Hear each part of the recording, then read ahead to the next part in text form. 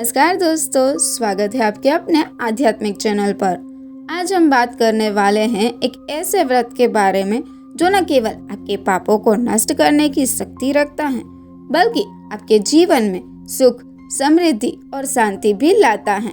जी हाँ, हम बात कर रहे हैं पाप मोचनी एकादशी के बारे में।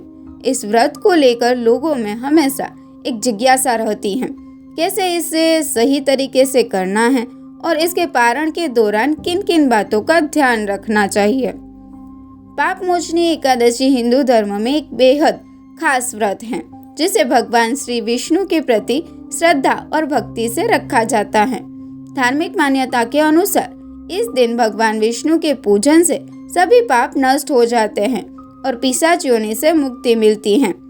आपको जानकर यह भी आश्चर्य होगा कि इस व्रत की महिमा खुद ब्रह्मदेव ने नारद जी से कही थी। यानी वह व्रत सिर्फ पाप नाश नहीं करता, बल्कि जीवन में समृद्धि, संतान सुख और वैवाहिक जीवन में खुशहाली भी लाता है।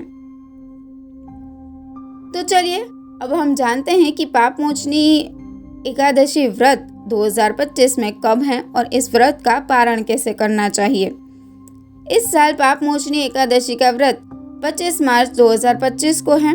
पारण का समय बहुत महत्वपूर्ण होता है, क्योंकि इस समय से जुड़ी खास तिथियां और मुहूर्त होते हैं। 26 मार्च 2025 को दोपहर 1:39 से लेकर शाम 4:06 तक का समय शुभ रहेगा। इसी समय में व्रत का पारण करना उचित होगा। ध्यान रखें कि श्री हरिवासर समाप्ति का समय सुबह 9:01 पर है। इससे पहले पारण कर लेना चाहिए। अब सवाल ये उठता है कि पाप मोचनी एकादशी का व्रत सही तरीके से कैसे खोला जाए। तो चलिए जानते हैं पूरी विधि।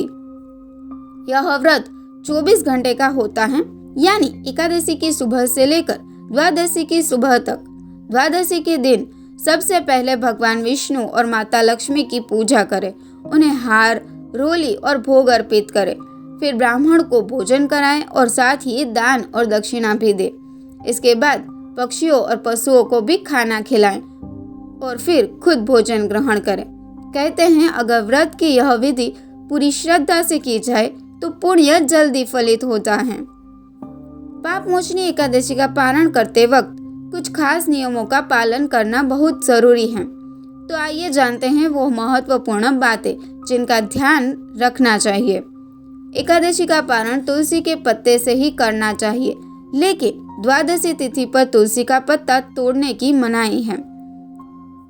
ऐसे में आप 11 के दिन ही तुलसी का पत्ता तोड़ सकते हैं।